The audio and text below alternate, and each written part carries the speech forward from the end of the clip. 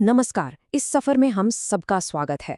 आज हम भारत के सबसे पुराने और सबसे प्रभावशाली दर्शनों में से एक सांख्य दर्शन की दुनिया में कदम रखने वाले हैं। यकीन मानिए, ये दुनिया को देखने का एक बिल्कुल ही अलग नजरिया है, जो हमें हकीकत की असलियत को समझने में एक नई दिशा देता है। तो चलिए सीधे एक सवाल से ही शुरुआत करते हैं।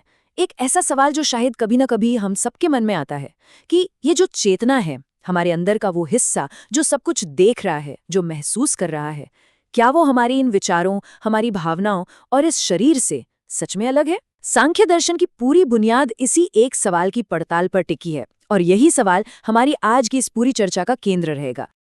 आज का हमारा सफर कुछ इस तरह आगे बढ़ेगा। सबसे पहले हम सांख्य के उस बुनियादी विचार को समझेंगे जो थोड़ा चौंकाने वाला है, जिसे द्वैत कहते हैं। फिर हम उस छोटे से लेकिन बेहद शक्तिशाली ग्रंथ सांख्य कारिका पर नजर डालेंगे, जिसमें ये पूरा ज्ञान महज 72 श्लोकों में सिमटा हुआ है। हम ये भी जानेंगे कि ये ज्ञान सदियों से हम तक पहुंचा कैसे और आज के दौर में इसकी क्या अहमियत है। तो आते हैं पहले पड़ाव पर। देखिए, सांख्यिकी की जो पूरी इमारत है ना, वो एक बहुत ही गहरे और बुनियादी फर्क पर खड़ी है।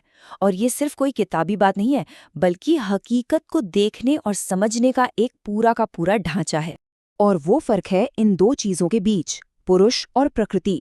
इन्हें आप दो बिल्कुल अलग ध्रुव समझ सकते हैं। एक तरफ है पुरुष, जो सिर्फ और सिर्फ शुद्ध चेतना है, एक खामोश गवाह की तरह जो बस देखता है लेकिन किसी चीज में हिस्सा नहीं लेता। और दूसरी तरफ है प्रकृति। ये वो सब कुछ है जो लगातार बदल रहा है, बन रहा है, बिगड़ रहा है। हमारा शरीर, हमारे विचार, हमारी भावनाएं, ये पूरी कायनात सब प्रकृति का ही खेल है।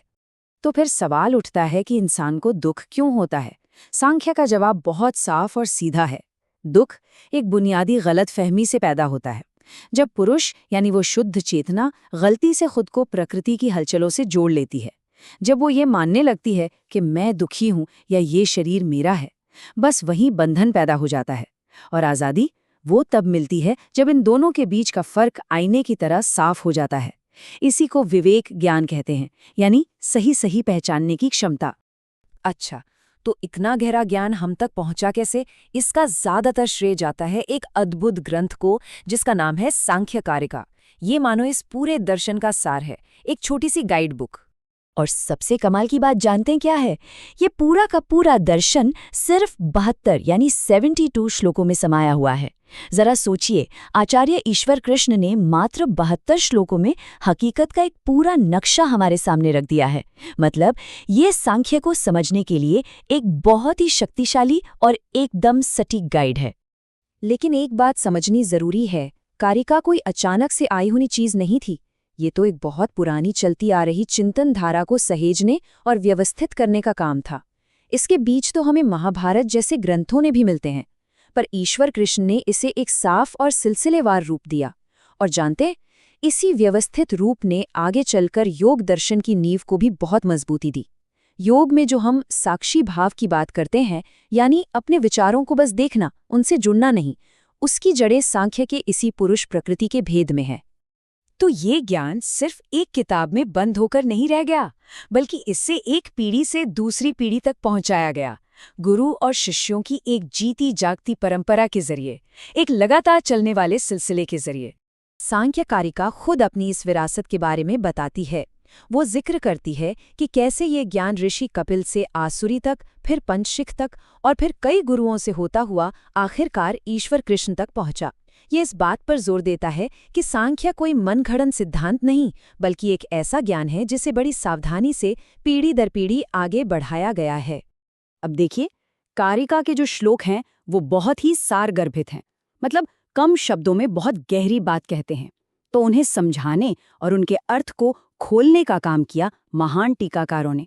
गौड़पाद, वाचस्पति मिश्र और युक्ति दीपिका के लेखक जैसे बड़े बड़े विद्वानों ने इन छोटे छोटे श्लोकों में छिपे गहरे तर्कों को बाहर निकाला, ताकि आने वाली पीढ़ियां उन्हें आसानी से समझ सकें। चलिए अब कहानी में एक लंबी छलांग लगाते हैं और सीधे 20वीं सदी में आते हैं। ये वो दौर था जब कुछ बहुत ही प्रभावशाली विचारकों ने सांख्य को दुनिया के सामने एक नए अंदाज में रखा। ये इस प्राचीन ज्ञान के लिए एक तरह का पुनर्जन्म ही था। स्वामी विवेकानंद ने इस दर्शन को एक नई ऊर्जा दी। जैसा कि उनका ये कथन है, प्रकृति की अभिव्यक्ति आत्मा के लिए है, उसे मुक्ति की ओर ले जाने के लिए। इन शब्दों में देखिए कितनी गहराई है। उन्होंने सांख्य को सिर्फ एक पुराना दर्शन नहीं बल्कि एक जीवंत आध्यात्मिक रास्ते की तरह पेश किया। उन्होंने समझाया कि प्रकृति का ये सारा खेल, ये सारा बदलाव आखिर में उस चेतना की आज़ादी के लिए ही हो रहा है। इसी दौरान एस राधाकृष्णन और एस दासगुप्ता जैसे बड़े विद्वानों ने एकेडमिक दुनिया में यानी यूनिवर्सिटीज़ और किताबों में सांख्य को एक बहुत मजबूत जगह दिलाई।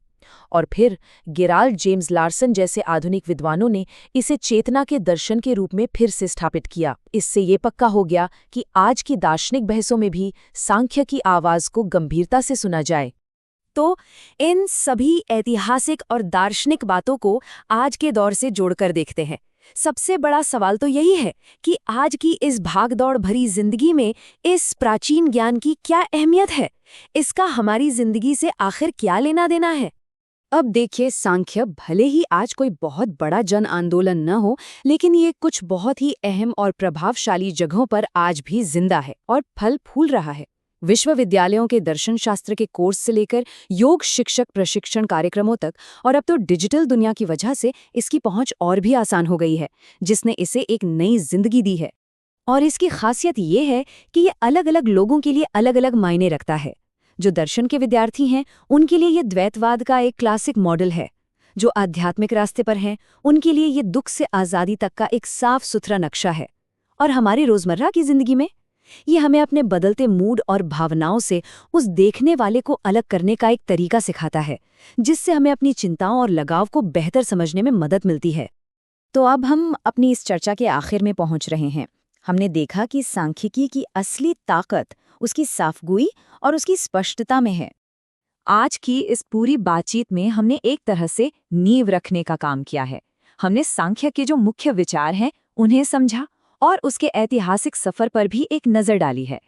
लेकिन ये अंत बिल्कुल नहीं है, बल्कि ये तो एक नई शुरुआत है। आज हमने जो कुछ भी जाना वो तो बस सतह को छूने जैसा था। असली और गहरी खोज तो अब शुरू होगी। तो अगर इस सफ़र में कुछ नया जानने को मिला तो ये समझ लीजिए कि ये तो बस एक झांकी थी। ये हमारी एक नई श्रृंखला की पहली कड़ी है। अपना साथ बनाए रखने के लिए इसे लाइक ज़रूर करें। मन में कोई भी सवाल हो, कोई भी विचार हो तो नीचे कमेंट्स में ज़रूर बताइए। और हाँ, इसे उन लोगों तक ज़रूर पहुंचाइए जिन्हें ऐसी ज्ञान की बातों में दिलचस्पी है। और सबसे ज़रूरी बात, सब्सक्राइब करना मत भूलिएगा, क्योंकि हम बहुत जल्द एक पूरी 10 भागों की श्रृंखला लेकर आ रहे हैं, जिसमें हम सांख्य कारिका के हर एक श्लोक को एक एक करके उसकी गहराई में उतरेंगे। तो इस रोमांचक यात्रा के लिए हमारे साथ बने रहिए।